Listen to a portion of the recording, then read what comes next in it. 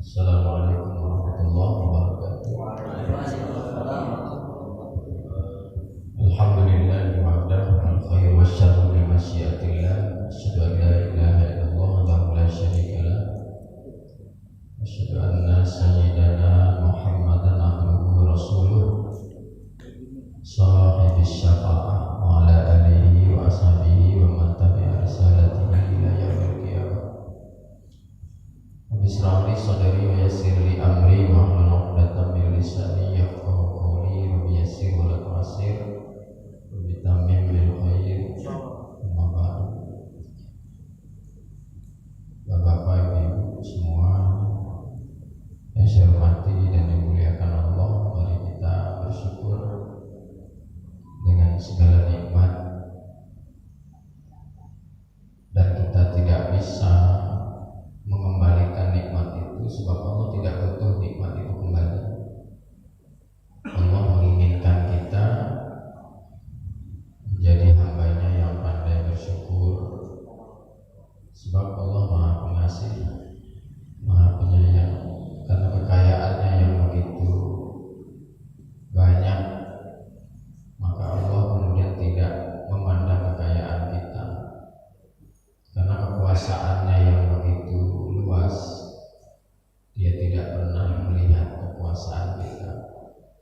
Dia hanya menginginkan agar kita menjadi waqulu ibadallahi sholihin, jadi hambanya yang saleh. Allahumma shalli ala Muhammad wa ala ali sayyidina Muhammad. Spesial hari ini materinya mensyukuri nikmat kemerdekaan. Besok upacara hukumnya halal. Salah upacara hukumnya haram. Hormat bendera lah haram kan? Hormat bendera bukan menyembah bendera, ya kan? Maka lalu ada kalimat hubbul watan binal iman. Hadis atau bukan? Bukan. Itu ucapannya Hadratus Syekh Hasyim Asy'ari, ya kan? Mencintai tanah air hukumnya sama dengan menjaga iman. Sebab kalau kemudian orang tidak mencintai tanah airnya, maka bagaimana orang bisa bersatu? Kita asik menghancurkan tempat kita sendiri. Orang lain juga begitu. Jadi ujung-ujungnya tidak ada yang bagus di atas dunia ini. Maka setiap kita harus mencintai tempat tinggal kita. Maka dulu para kiai, para ulama, bahkan di banyak tempat di atas dunia ini, orang menggunakan nama-nama khas daerahnya sebagai kecintaannya. Misalnya orang Madinah yang menggunakan kata Al-Madani, orang Mekah menggunakan kata Al-Makki, orang Mesir menggunakan kata Misri, gitu. Irak ya Iraki, gitu. Jambi Al-Jambi. Nah, saya suka ada syekh besar itu kan, ini ada kitabnya saya bawa, Syekh Nawawi Al-Bantani, orang Banten yang kitabnya seluruhnya digunakan di Mekah. Maka hebat. Nah, jadi tapi beliau cinta dengan Indonesia. Buktinya nama Bantennya itu dipakai Al-Bantani. Atau di sebelah kampung kita ini ada Syekh Abdul Somad Al-Palembani, yang sekarang yang sedang terkenal Syekh Abdul Somad Riau, kira-kira gitu. Tapi itu sebenarnya bukan fanatik dengan kampungnya, tetapi cinta dengan daerahnya. Bahkan kalau di Jawa itu cenderung terkenal nama pondok dengan daerahnya, ya kan? Pondok Kediri, Japes,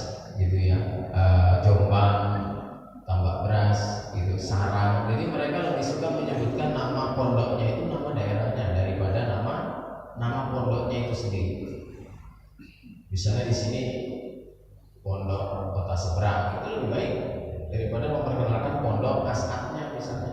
Kenapa? Supaya orang mencintai kampungnya, otomatis dia bangga dengan daerahnya, dan daerahnya terkenal karena pondok pesantrennya. Gitu. Kan ada juga daerah-daerah yang terkenal bukan karena pondoknya gitu.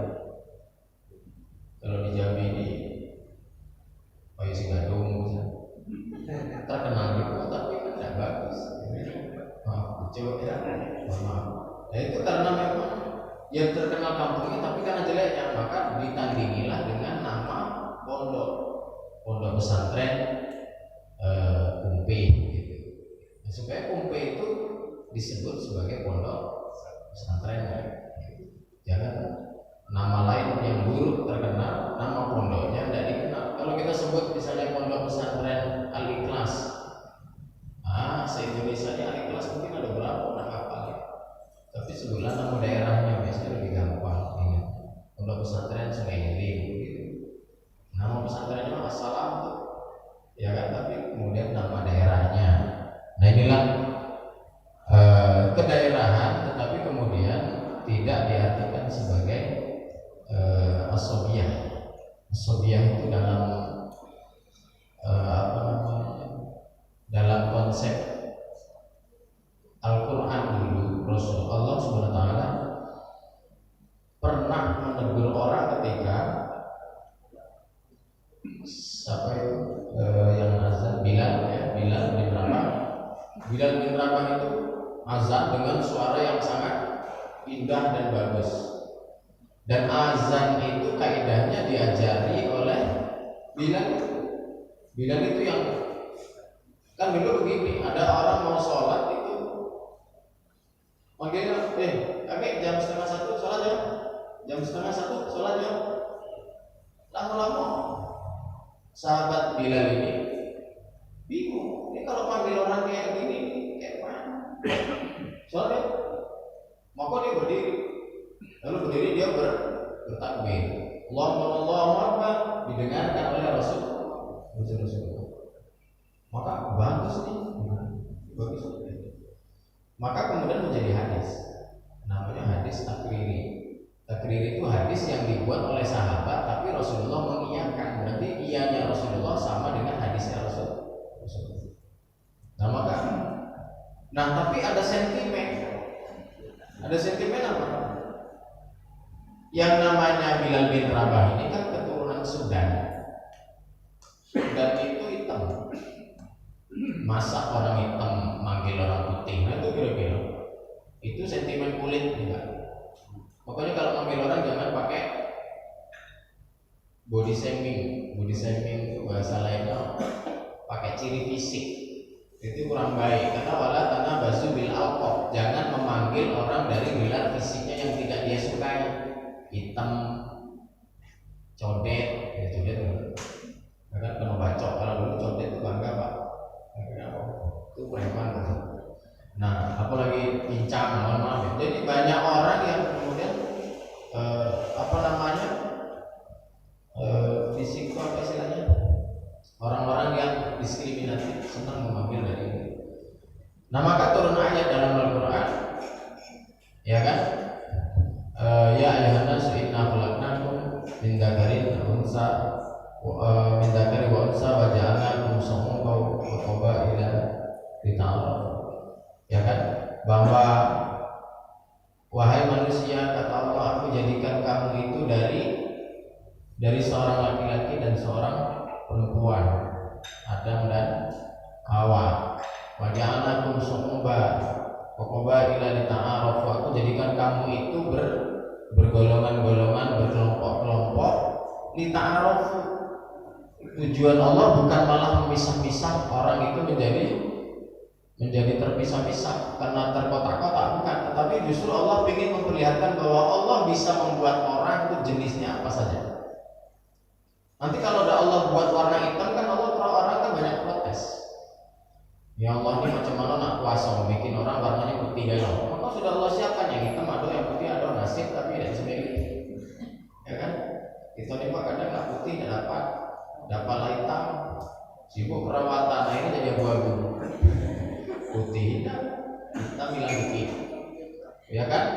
Maka kemudian turun itu ayat yang mengatakan bahwa yang namanya Bilal ini itu ada, itu bukan karena fisiknya, tapi karena kemampuannya. Nah di situ. Nah ini maka kemudian inilah dasar kemudian kenapa manusia harus merdeka. Karena kemudian tidak boleh ada sentimen asobiyah atau fanatisme golongan, fanatisme kelompok, fanatisme suku, fanatisme ras, rasial, warna kulit dan seterusnya. Memang itu dalam Quran dilarang. Sebelum ada human right, ada sebelum pernyataan PBB bahwa tidak ada diskriminasi ras di atas dunia ini, Al-Quran itu sudah ada. Bahkan sebelum alam semesta ini dibuat, kan Quran sudah ada dan sudah dilarang oleh Allah untuk asobiyah. Asobiyah itu ya fanatisme, tidak penting-penting. Nah fanatisme ini misalnya begini, maka dalam agama saja fanatisme itu ada pada hal-hal tertentu. Misalnya begini, dalam akidah kita memang harus fanatik. Dalam akidah, artinya memang nggak bisa ditawar-tawar kalau Allah begitu karena itu nggak bisa. Misalnya Rasulullah didatangi oleh orang kafir Quraisy, ya Muhammad, kita ini kan hidup berdekatan, beda agama, ya katanya. Ada masalah berarti. Kalau ada masalah kan berarti bolehlah kita tukar-tukar ibadahnya. 3 hari Islam, 3 hari kami. Kata Rasulullah Islam. Ya kan? Turun ayat ya ayyuhal kafirun la a'budu ma ta'budun. Kalau dalam urusan sembah menyembah, dalam urusan akidah fanatik, kita mati pun tidak apa-apa. Ya kan? Tapi kalau dalam muamalah ada lagi. Kalau dalam muamalah contohnya boleh berpakaian ya kan ala Arab, ya kan ala Pakistan. Boleh juga ala Indonesia ya. Nah, ini tergantung merek sarungnya. Wadimor enggak mahal gitu. Ini loreng-loreng ini oranye. Ya kan? Bebas gitu ya kan? Bebas dalam arti apa? Tidak fanatisme kepada satu jenis pakaian.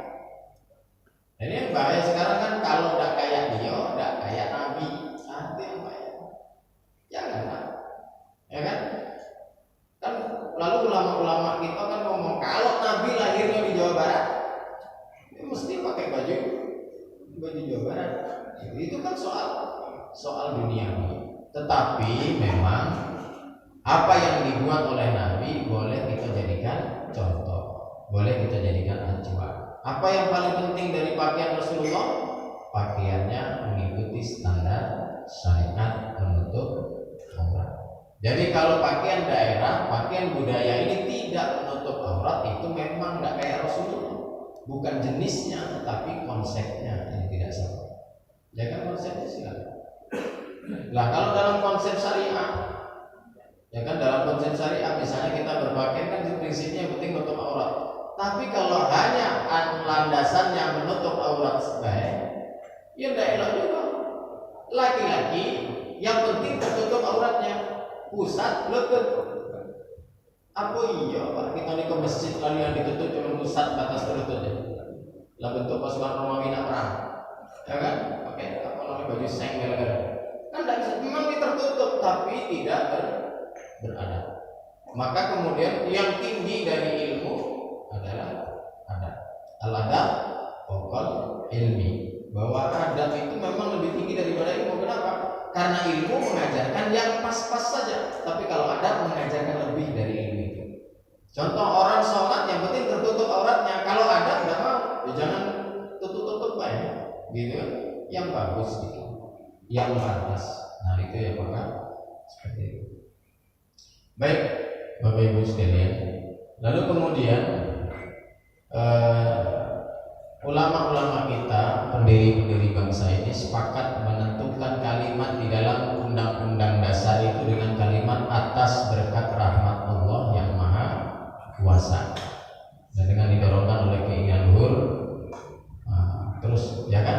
Tapi yang paling penting adalah kalimatnya bahwa di dalam undang-undang kita itu dicantumkan bahwa kemerdekaan kita itu bukan bukan barang cuma-cuma, tapi atas berkat rahmat Allah. Dipilihlah kata rahmat itu. Rahmat itu ada sedikit perbedaannya dengan nikmat. Ini yang ada di depan saya, di depan Ustaz dari ini namanya rahmat. Rahmat nih Pak. Sebab nanti kalau sudah saya minum masuk ke badan baru jadi nikmat. Gitu. Jadi rahmat itu ada sekitar kita. Rahmat itu Allah sediakan, mau diambil atau tidak, menjadi nikmat atau tidak terserah kita. Sebab karena memang alam semesta ini seluruhnya rahmat dari Allah, ada yang kita ambil, ada yang tidak. Nah, contoh angin AC, angin kipas angin, itu ada yang senang pakai kipas angin, ada yang enggak. Orang yang sedang gerah berkeringat itu mencari angin. Orang demam menghindari angin. Karena tuh angin rahmat, boleh diambil, boleh enggak. Hujan itu bukan nikmat. Hujan itu rahmat dari Allah. Kenapa? Mau diambil hujannya atau tidak, tuh ada yang senang, ada yang enggak. Tukang bakso senang dengan hujan. Tukang es kecewa dia. Ya Allah, 3 hari ini tidak ada yang ngabarin adil, ya kan? Mulai pikir pindah kakak. Kayaknya daerah sini hujan terus lah. Saya ini maka karena memang tidak ada semua kemudian yang ada di alam semesta ini mau kita ambil enggak juga. Kalau manis gula itu pasti disukai orang, ada juga yang enggak. Ya kan? Yang dilarang oleh dokter walaupun dia masih mau, dia mikir-mikir. Ini minum manis Pak, aku sebenarnya mau lah, tapi dokter tidak percaya. Maksudnya aku percaya dokter tidak. Maka kemudian dia menghindar dan tidak ambil. Maka alam semesta ini Allah sebut dengan ya kan warahmati wasi'at kulli syai', bahwa kasih sayangku dan rahmatku itulah yang paling luas dan silakan diambil. Nah, kemerdekaan itu rahmat Pak. Kemerdekaan itu rahmat. Kenapa? Mau merdeka atau tidak itu tergantung kita.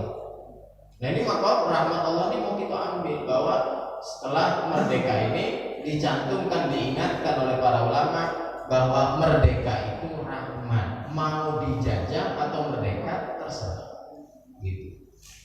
Maka wajib kita memperjuangkan asas kemerdekaan. Nah, baik. Kita tidak cerita tentang perjuangan, tapi apa yang harusnya kita ambil poinnya. Merdeka secara fisik selesai. Sekarang kita mau memerdekakan diri kita. Ada seorang sahabat Rasulullah SAW, namanya Abu Dzar Al-Ghifari. Ini tadi Al-Ghifari itu nama tempat, Zarin itu nama anaknya. Nama beliau ini Jundun bin Junadah, ya kan, panggilannya Abu Dzar. Abu Dzar itu bapaknya Zarin, gitu. Jadi misalnya Ustaz anaknya Abu Zaki. Jadi beliau ini sebenarnya kalau di tempat lain boleh dipanggil dengan Abu Muzaki. Abu Muzaki ini dulu dipakai orang-orang tua kita. Orang tua kita dulu kalau manggil kita itu tidak pakai nama kita, pakai nama anak yang paling tua. Misalnya, mana Bapak Muzaki? Nah, anaknya itu yang diperkenalkan ke orang-orang. Mana Mak Muzaki? Mak Zaki, Pak Zaki. Nah, sebenarnya itu dulu dipakai oleh, atau sampai sekarang dipakai oleh kalangan orang-orang. Rasulullah itu panggilannya kan Rasulullah, panggilannya juga Nabi, tapi beliau juga akrab dipanggil dengan Abul Qasim. Anak beliau namanya Qasim. Dan itu panggilannya boleh. Karena itu di sini sebenarnya ya boleh juga kalau ada orang manggil seorang bapaknya, anaknya yang paling tua, misalnya siapa, ya kan, digunakan untuk bapak siapa, gitu. Nah, Al-Ghifari itu nama tempat, Ghifar namanya. Ghifar ini daerah di Jazirah Arab tuh yang seluruh daerahnya itu terkenal dengan kejahatannya, penyamun. Kalau sekarang tuh sarang narkoba lah. Oh, intinya di situ. Termasuk beliau ini sebelum masuk Islam kan jahat kelas kakak, Abu Dzar Al-Ghifari. Lalu beliau kemudian mendapati dirinya hidup dalam bermewah-mewah, gitu. Karena apa, faktor kejahatan. Uangnya diperoleh dengan kejahatan. Masuk Islam, berhenti melakukan perbuatan jahat, balik jadi miskin. Sudah ke masjid, banyak utang. Inilah Abu Dzar Al-Ghifari. Banyak utang. Lalu Rasulullah menghampiri, wahai saudaraku, sahabatku Abu Dzar, kenapa akhir-akhir ini engkau saya lihat di masjid lebih lama daripada di luar? Bukankah engkau harus juga mencarikan pekerjaan dan nafkah untuk keluargamu? Apa jawabnya beliau ini? Ya Rasulullah, hidupku sekarang sulit. Kenapa?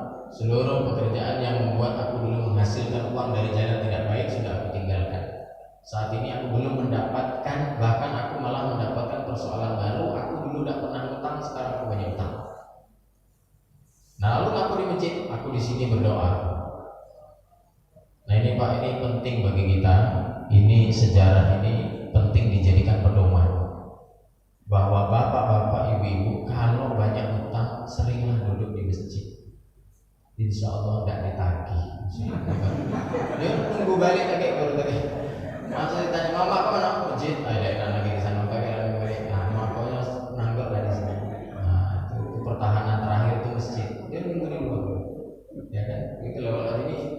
Ya kan, maka kemudian diajarkan oleh Rasulullah satu doa, Allahumma inni a'udzubika minal hammi wal hazan wa na'udzubika minal ajzi wal kasal wa na'udzubika minal jubni wal bukhli wa na'udzubika min ghalabati daini wa qahri rijal. Ternyata hidup ini banyak yang membuat kita tidak merdeka. Makanya kita merdekakan diri kita. Ini sahabat Rasulullah Abu Dzar Al-Ghifari jangan minta supaya dimerdekakan. Kenapa? Kalau hidup dalam tekanan itu tidak merdeka. Merdeka saja, kita menjadi orang-orang merdeka. Lalu sahabatnya Rasulullah, ya Rasulullah, jangan, aku pengen kaya tapi belum kaya, kayak mana? Aku takut umurku habis sebelum aku kaya lagi, aku tidak bisa sedekah lagi. Padahal dulu aku punya duit banyak, pengen sedekah, tapi aku tidak mau sedekah pakai duit dulu. Duit dulu itu ada lagi. Sekarang aku pengen sedekah, tapi duit tidak ada. Maka keluar hadis, ya kan? An Abi Dzar radhiyallahu anhu, anna Rasulullah sallallahu alaihi wasallam qala, kata Rasulullah, inna lakum bi kulli tasbihatin shadaqah. Awalaysa qad ja'alallahu lakum ma tasaddaqun. Inna lakum bi kulli tasbihatin shadaqah wa li kulli takbiratin shadaqah wa li kulli tahmidatin shadaqah wa li kulli tahlilatin shadaqah wa amrin bil ma'ruf shadaqah wa nahyin 'anil munkari shadaqah. Nah, kata Rasulullah kepada Abu Dzar, jika kamu belum punya harta untuk bersedekah kepada orang lain karena keterbatasanmu, maka berzikirlah kepada Allah, likulli tasbihatin shadaqah. Setiap ucapan subhanallah adalah sedekah. Wa likulli tahlilatin shadaqah. Dan setiap ucapan tahmid, tahlil, takbir adalah sedekah. Nah ini Pak, maka sebenarnya tahlil yang kita baca itu sedekahnya bukan takbirnya. La ilaha illallah itu kalau mau disandarkan kepada hadisnya ini. Jadi la ilaha illallah kita itulah sedekah kita yang sesungguhnya. Loh, mendinglah orang baca datang lalu membaca la ilaha illallah daripada duduk diam dalam ngaku-ngaku. Ya kan, sedekah kepada orang mati diterima, sedekah kepada orang mati diterima. Kalau ditolak Pak, orang mati kan ada laporannya, meskipun sekarang tidak ada. Jadi kata dia terima lagi. Nah maka kemudian setiap tahlil kita, setiap takbir kita, tahmid kita adalah sedekah. Jadi maka maksudnya kata Rasulullah, apabila belum punya harta, maka merdekakan dirimu, jangan seperti budak tidak bisa memberi apapun. Maka sedekahlah dengan bertakbir, bertahmid, bertasbih, bertahlil. Nah gitu. Maka subuh-subuh kita sudah harus sedekah, ya kan? La ilaha illallah, la ilaha illallah,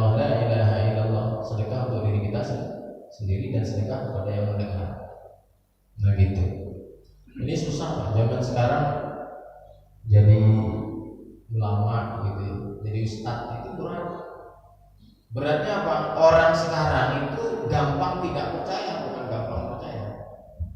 Jadi kalau mau jadi penceramah, satu, apa yang diomongkan mesti ditanya dasarnya. Quran apa hadis, gitu tak? Kalau sudah Quran tidak berani dibantah. Tapi kalau hadis sahih apa dak? Kalau tidak sahih boleh dilakukan dak.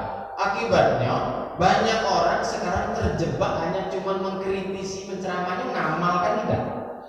Nah, itu yang bahaya. Orang dulu beda.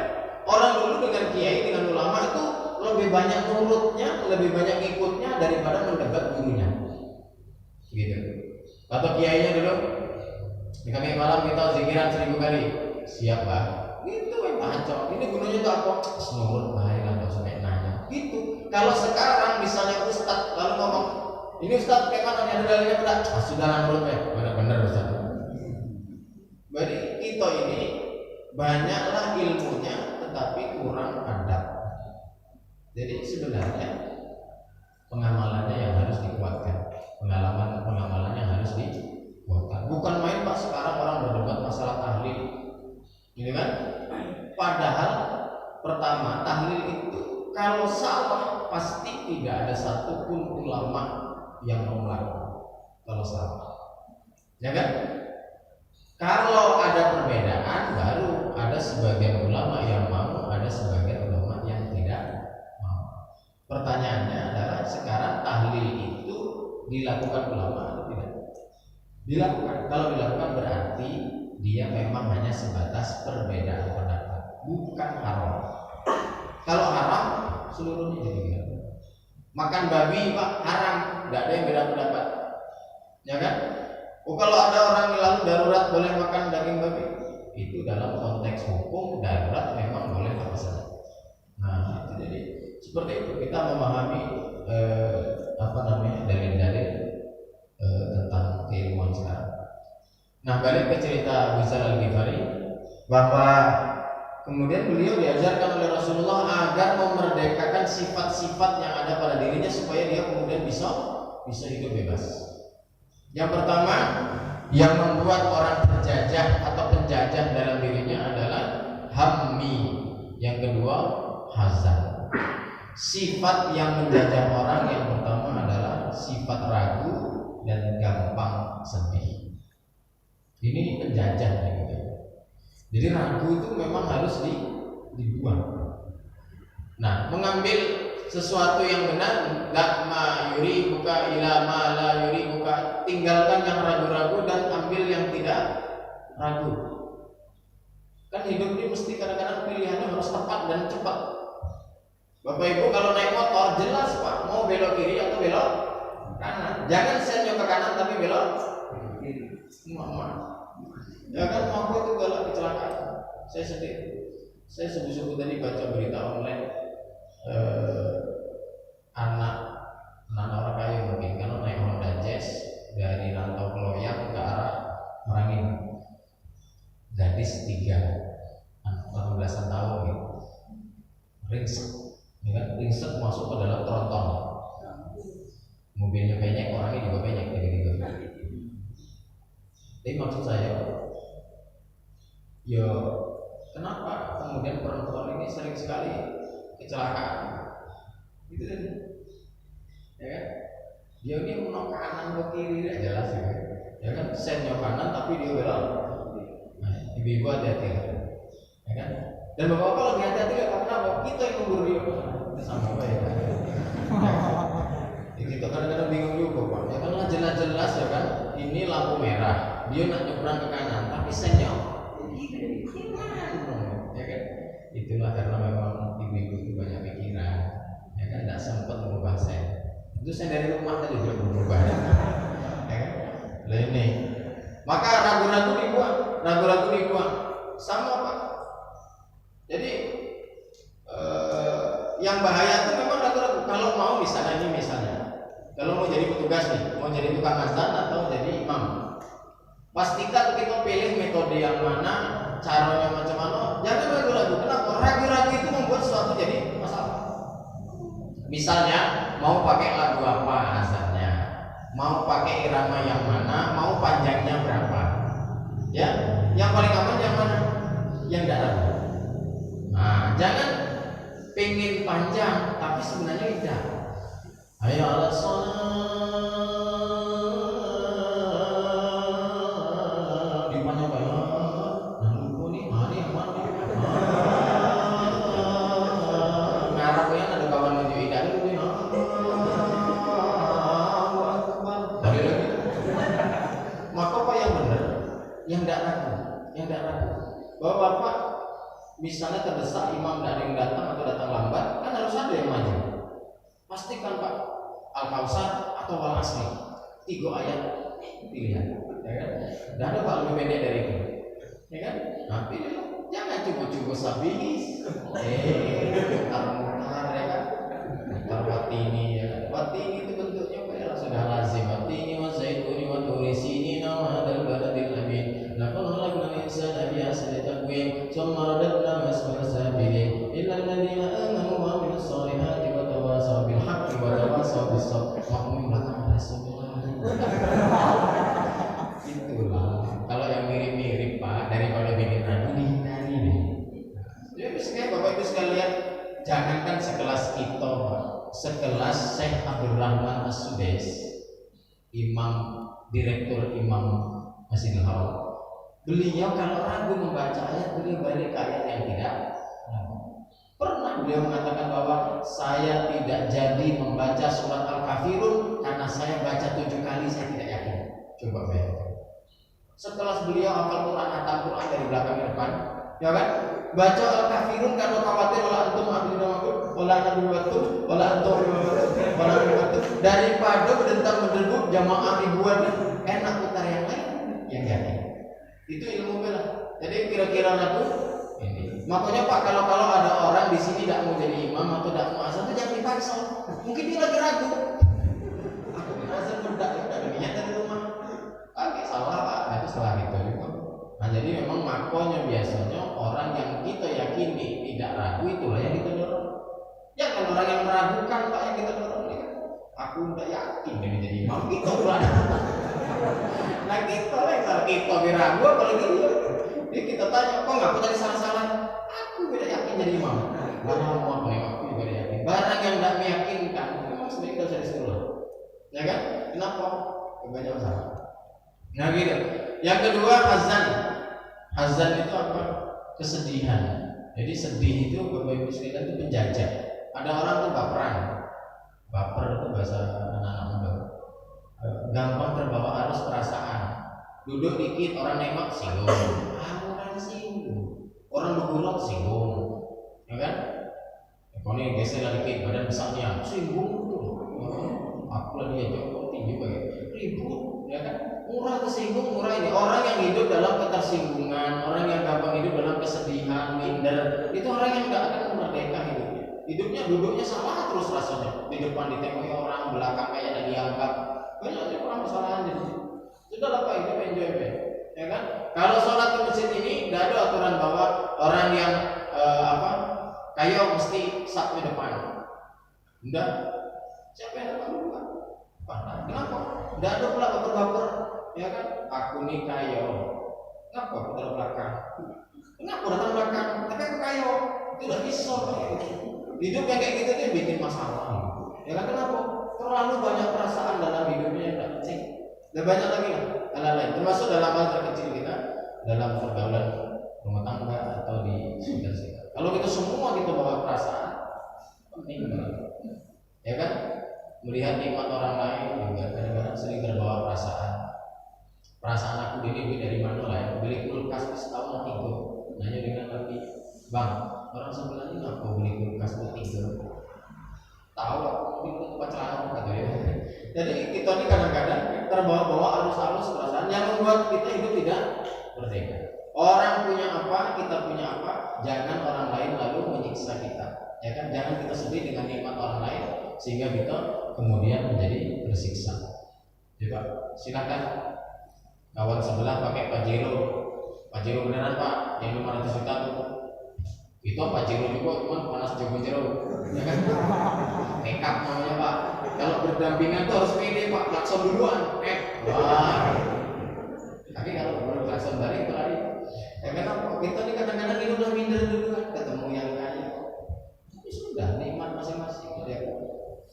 Yang berikutnya wana'udzubika minal ajzi wal kasal. Yang membuat kita tersiksa dan terjajah adalah ajzi wal kasal. Ajzi itu artinya lemah.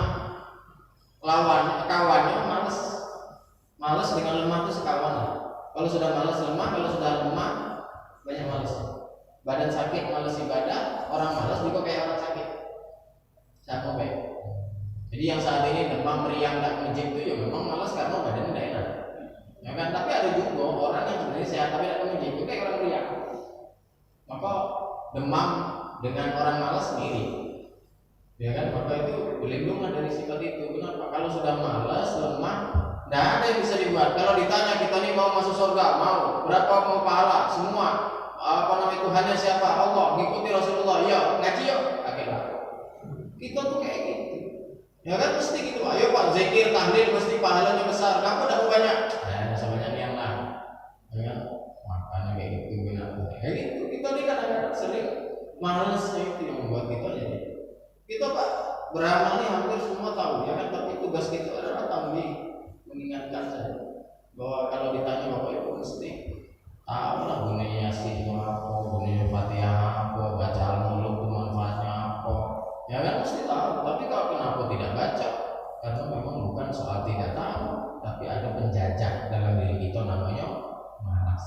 Kalau sudah malas tuh cuma dekat rasanya ringan, rasa berat.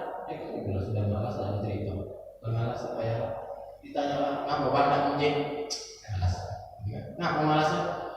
Itu terus gitu kan? Mesti lain lah bang, lain jauh lah malas.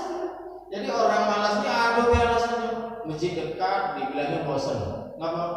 Aku bosan ya masjid kita itu lah dari itu. Masjid yang jauh ya, nggak jauh tapi malas lagi jauh lah. Orang malas apa yang obat? Maka kata Sayyidina Ali, kalau malas itu makhluk hidup, itu cari dia tebas nih, supaya jangan lagi orang Islam kena penyakit. Walau apa yang menjajah berikutnya, walau demikian minal najisi wal kasal, walau demikian minal jubni wal bukhli. Dua sifat berikutnya yang menjajah kita adalah pengecut dan bakhil. Apa pengecut? Mampu tapi kayak orang dah mampu. Ya kan? Pengecut ini kan sebenarnya misalnya kayak orang sudah pakai baju perang, sudah pakai peralatan perang, sudah sampai di medan perang balik. Ya pernah orang sudah gitu. Jadi orang Islam tiba masanya kita ada masalah Islam, ya kita hadapi, jangan pengecut jadi orang Islam. Tuh persoalannya harus dihadapi dengan cara yang sama, belum tentu. Apakah semua masalah mesti harus dilawan dengan pedang, dilawan dengan senjata? Kan enggak. Ada saatnya dilawan dengan diplomasi, ya kan, perundingan. Ada saatnya didiamkan dan saling menjaga diri. Ada banyak metode agar kita kemudian tidak kemudian menjadi pengecut dan membiarkan masalah terus-menerus. Baru yang ketiga, yang berikutnya bukhli. Apa itu bukhli? Bakhil. Bakhil itu penjajah. Orang bakhil itu Pak tersanderalah hartanya karena sifat bakhilnya.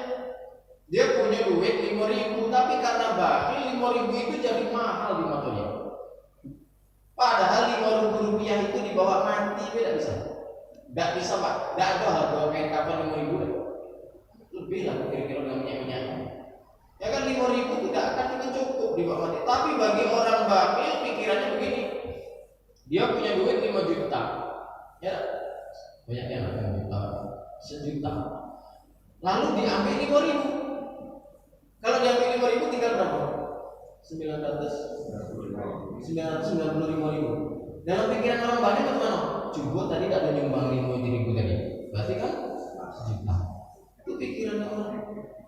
Kalau diambil 5.000, tak cukup lah 1 juta. Itu pikiran orang banyak. Jadi kita lihat kalau begitu terus. Nah akhirnya nangis-nangis lah dia ya. Ya kan? Apa namanya? Kok sampailah aku ini tadi nak nyumbang, aku malas nyumbang tapi jadi nyumbang. Ngomong dengan yang kayak dia, aku nangis. Aku ini punya duit 1 juta gara-gara aku tadi nyumbang menjadi 5.000 kan kurang jadi 995. Lalu dikasihlah dengan orang, nih 5.000-nya aku ganti. Nah, coba tadi udah nyumbang jadi 1.500.000. Orang bahagia itu sah kepikiran kayak gitu. Aku mesti begitu. Maka itu penjajah. Berapapun hartanya, mau banyak atau enggak, dia tidak akan kesampaian niatnya bukan karena dia tidak punya duit atau tidak punya kesempatan atau tidak punya kawan, tapi karena sifatnya menghalangi diri. Ya, yang berikutnya, wana'udzubika minal jabni wal bukhli, wana'udzubika min ghalabati daini wa qahri rijal. Dua sifat yang ini yang saat ini relevansi dengan 17 Agustus. Itu hidup tidak boleh di bawah intervensi seseorang. Itu tidak boleh Pak hidup dalam ancaman, awas ya. Kau ngomong dikit kok kebongkar ya. Nah itu bahaya Pak. Orang kayak itu udah jadi kawan. Ngapa? Itu kalau ketemu dia tuh nih. Orang yang ini ngapa? Nak bongkar rasio ya.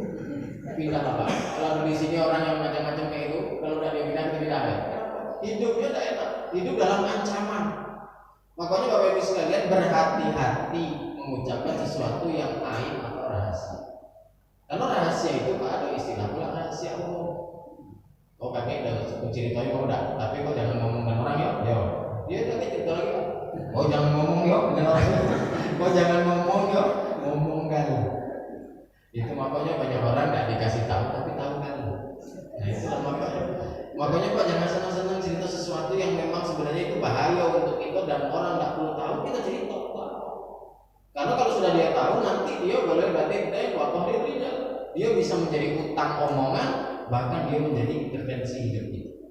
Kita ini masing-masing punya aib, tapi berhati-hati menceritakan aib kita kepada orang lain. Maka jangan gampang curhat di medsos pula.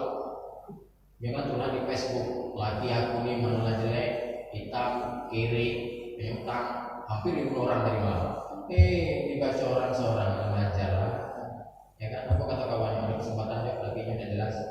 Ini kan karena memang banyaknya aib yang kemudian bisa membuat kita menjadi susah. Maka berhati-hati bercerita sesuatu yang tidak terlalu penting karena bisa menjadi senjata untuk menjajah kehidupan kita. Yang terakhir, bebaskan dari utang.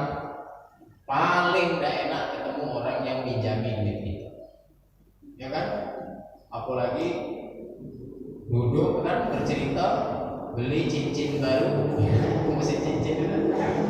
Kawan yang sebelah ini minjam duitnya, cincin barunya utang bayar, itu dan jadi cerita. Ini cincin lama ya, orang warisan ini. Pindah yang orang. Hidup paling tidak enak ketika hidup dalam kondisi yang sulit itu. Maka seberapapun kecil dan besarnya tanggungan kita kepada orang lain segera dibayar. Bapak sekalian tidak enak orang hidup dalam utang. Hati-hati utang dengan keluarga, hati-hati utang dengan tetangga, hati-hati utang nanti. Soal tidak ada yang enak. Kenapa banyak orang putus sahabat, putus kawan, putus galau-galaunya gara-gara utang. Utang itu Pak kayak orang ucapi sumpah. Karena utang dengan sumpah artinya sama. Karena utang itu wajib dibayar, sumpah wajib ditepati. Orang sumpah gampang, tapi nepatinya bayar. Orang utang gampang, bayarnya bayar. Ya kan? Maka bebaskan sifat-sifat itu dari diri kita. Insya Allah kita bisa baca doa itu tiap hari. Ya kan? Allahumma inni a'udzubika minal hammi wal hazan, wa a'udzubika minal ajzi wal kasal, wa a'udzubika minal jubni wal bukhli, wa a'udzubika min ghalabati daini wa qahri rijal. Ya kan? Baca doa ini kalau mau diritualkan, ya kan? Habis sholat Jumat baca Al-Fatihah 7 kali. Baca Al-Fatihah 7 kali, ya kan? Setelah membaca 7 kali baru membaca doa ini.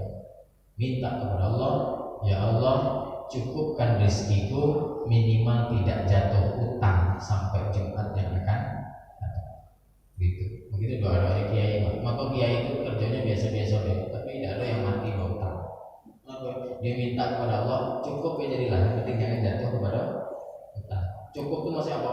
Nak beli mobil, cukup. Beli sawit, cukup. Cukup. Ini tidak cukup nih. Maka mudah-mudahan ini bisa diberikan. Baik, Bapak Ibu sekalian, saya kira ini yang disampaikan. Ada yang mau ditanya atau langsung doa?